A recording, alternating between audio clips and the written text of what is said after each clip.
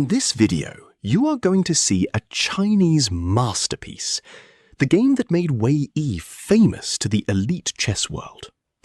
The game is between Wei Yi and Maxime Vachier-Lagrave, round 8, Reykjavik Open, on March the 1st, 2013.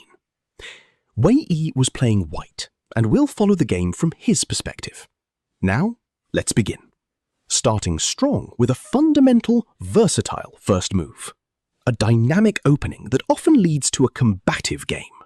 White adds extra support to the center and develops the knight. Developing the knight in the old Sicilian variation. White attacks the knight and prepares to castle kingside. d6 controls the e5 square, supports the c5 pawn, and allows the light-squared bishop to develop. Castling gets the king out of the center and activates the rook. bd7 develops the light-squared bishop and unpins the knight on c6. Re-e1 activates the rook and supports the e4 pawn. nf6 develops the knight toward the center, attacks the e4 pawn, and controls the d5 square. c3 controls the d4 square and prepares the d4 pawn push. a6 attacks the bishop on b5 and prepares the b5 pawn push. bf1 retreats the bishop to the kingside. White may fianchetto this bishop to g2 in the future after g2, g3. bg4 pins the knight and moves the bishop to a more aggressive square. With this push, White grabs central ground and opens lines for future development. This is an equal trade. This maintains the balance in material with a good trade. This threatens to win material because the defender is pinned. The knight is kicked by a pawn and must now move or be captured.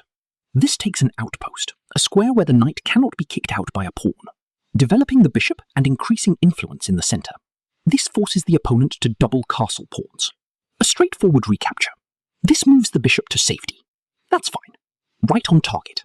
Moving from its starting spot, the queen gets involved in the game. The better move was to send a bishop into the game.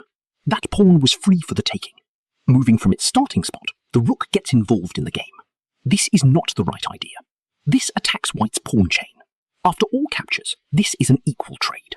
The king can no longer castle to safety. The better move was to recapture a piece. That pawn was free for the taking. From across the board, black picks off the pawn. This evades the check from the rook. A strong pawn push that confronts the center directly. This makes a passed pawn. This move reaches across the board to win the pawn. This wins time by threatening a rook and forcing it to move away. This allows the knight to control more squares. White will be winning material with that fork. This removes a bishop that was threatening to win material. That rook was free for the taking. This threatens to win material through a fork. The rook is kicked by a pawn and must now move or be captured. This move puts the rook on a safer square.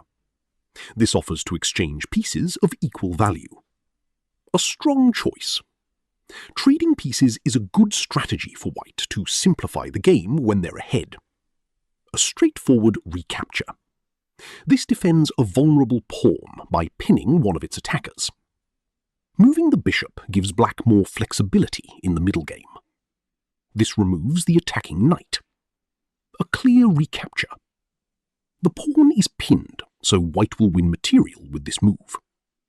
With the queen now developed as well, black has all pieces ready for action. The knight now occupies a secure outpost. This evades the check from the knight. That was a free bishop. A solid choice. This steps away from the checking queen. There were worse moves, but also something much better. This calmly removes the queen from an immediate threat.